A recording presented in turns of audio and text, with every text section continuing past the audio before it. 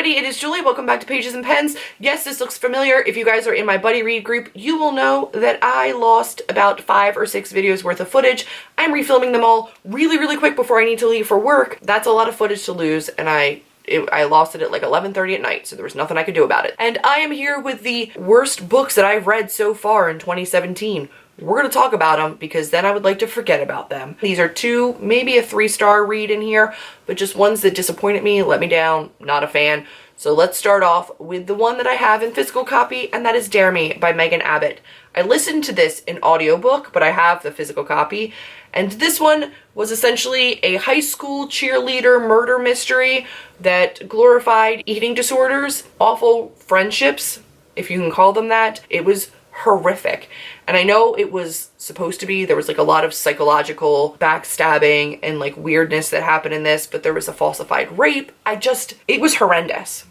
It really was. And I just can't get behind it. It was so deeply problematic, and not even just in plot, which it was in plot as well. I just could not get past how these girls talk to each other and the way that it was normalized. It was absolutely awful, and that is being unhauled immediately. Now the rest are all ones that I either got from the library or were audiobooks, so let's go over 2 graphic novels first. The first one is Witches, which I read for my Borrow-a-thon, and I just wasn't a fan of the plot of this. I also didn't really like that there was no delineation between time jumps in either art style or the text of the graphic novel.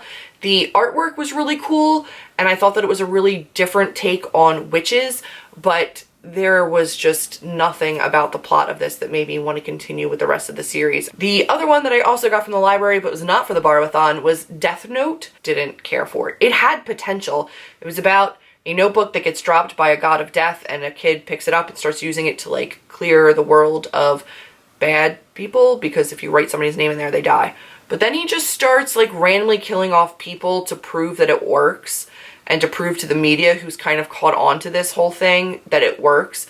And there's this strong overtone of like Hitler-y weirdness where he is convinced that he will be the supreme ruler of the world post this cleanse, and how great things will be. It didn't sit well with me. The artwork was okay, but I just did not like it, and I'm not going to continue with the series. Also, a book that is a non-fiction was Big Magic by Elizabeth Gilbert. Now, I read and liked her Eat, Pray, Love. I think I even read another book by her about like love and relationships. This one just didn't cut it for me. I'm pretty sure I have a specific review on this. If I do, I will link it up above. I know I do. I'll link it up above. It is all about having permission to be creative, and I have never needed permission for that.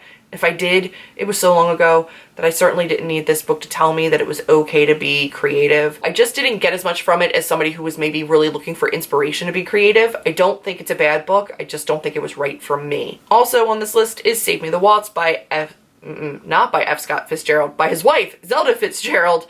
And we did this one for Job on the Librarians Book Club, and it was awful. Zelda's only book, and it's loosely based on her and F. Scott Fitzgerald's life. Loosely meaning like almost exactly. But there's an entire live show from Job on the Librarians completely dedicated to the book, so I will link that up above in an iCard because I don't want to talk about it anymore. But the last book is one that a lot of people may disagree with me on, and that is Shadow of the Wind by Carlos Ruiz Zafón. And I just did not like this. The pacing was so slow. I listened to this in audiobook, and I know it's a bigger book, but this was just bad. Not enough intrigue to keep me like interested. It's basically this kid gets this book. He's supposed to be like the keeper of this book, and it's like the only copy of this book left, the only work by this author. He becomes really intrigued by this author's life and tries to look up more about his past and find him. The author's gone missing. There are romances in this book, there's intrigue in this book, there's like police corruption. They pick up some like dude on the street that starts living with them that has like a questionable past. All parts add to like it could be cool, but it's so long, so unnecessarily long, and so just no. How do you go wrong with an audiobook? But it was just bad, and it wasn't the narrator. I just really didn't like the story. There was nothing to keep me gripped, and I think this is part of a series. I think there's at least 3 books. I don't know if there's more than that, but I will not be continuing. I legitimately could not stand it. I couldn't handle it. Because I know this is the classic that I've definitely seen around. I've seen a lot of people talk about his writing style and how much they enjoyed it, but I'm not a fan. I was not on board. So those were my books so far this year that have really let me down. Let me know down below in the comments, is there a book that you just didn't like this year, or one that you really thought you were going to enjoy and then didn't? I look forward to talking to you guys down there.